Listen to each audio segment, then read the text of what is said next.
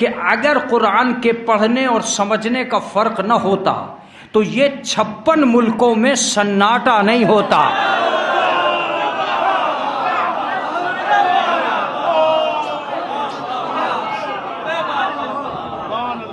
क्या इन मुल्कों में कुरान नहीं पढ़ा जा रहा है? क्या कुरान को उठाया नहीं जा रहा है?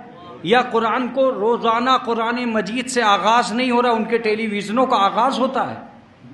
तो अगर 56 मुल्कों में कुरान पढ़ा जा रहा है तो ये समझ में नहीं आया आज तक कि 56 मुल्कों में कुरान पढ़े जाने के बावजूद घर उजड़ता रहा और यहूदी उजाड़ते रहे।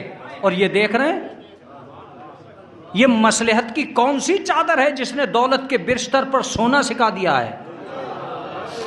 ये क्या चीज है जो आपको खुद हिफाजती पर इतना मजबूर कर गई है कि आप यस या नो के खेमे में आना ही नहीं चाहते हैं? 56 मुल्कों के अंदर सन्नाटा और रोजाना कुरान पढ़कर सवाब कमाना और बच्चों की चीखें, बच्चों की पुकार, बच्चों के बिलबिलाहट, रोजी का न पहुंचना, पानी का न पहुंचना, इस बात की दलील था कि कुरान पढ़कर ही दीन बचाया जा सकता था। अगर बचाया जा सकता होता तो बचा लिया जाता, मगर क्या वजह है कि 56 मुल्कों में कोई नहीं निकला, और निकला तो सबसे कमजोर मुल्क निकला। एक मुल्क जो सारी दुनिया में सिर्फ एक मुल्क था।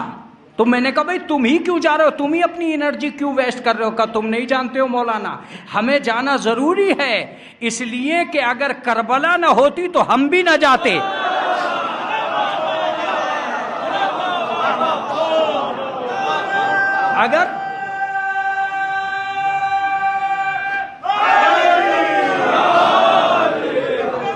अगर करबला ना हुई होती, अगर करबला ना हुई होती तो हम भी ना जाते। अगर हम अज़ादार ना होते तो हम भी ना जाते। अगर हम मजलूम के तरफदार ना होते,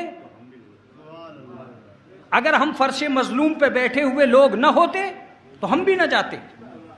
मैं समझता हूं कि अब मजीद किसी बात के कहने की जरूरत नहीं रह गई है, मगर मैं आज सुन्नी समाज से बहुत करीब आकर यह कहना चाहता हूं कि जब उनसे पूछा गया कि तुमने ऐसा क्यों नहीं किया और इनसे पूछा गया कि तुमने ऐसा क्यों किया, कि आज सारी दुनिया की समझ में इमाम हुसैन का जाना आएगा। कल तक दुनिया तुमसे पूछ रही थी कि अकेले हुसैन क्यों करबला गए, अब तुम इनसे पूछना अकेला ईरान क्यों फिलिस्तीन गया।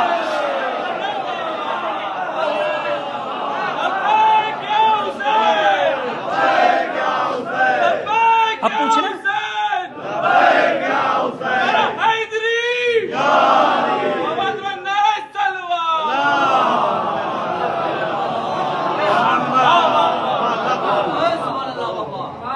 अकेला हुसैन क्यों करबला गया था।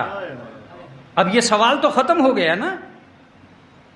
कल तक जो लोग ये कह रहे थे कि अकेला हुसैन क्यों करबला गया, आज उनसे ये पूछा जाए कि अकेला ईरान ही क्यों फिलिस्तीन गया। जिस मसलहत की चादर को कल लोगों ने ओढ़ा था,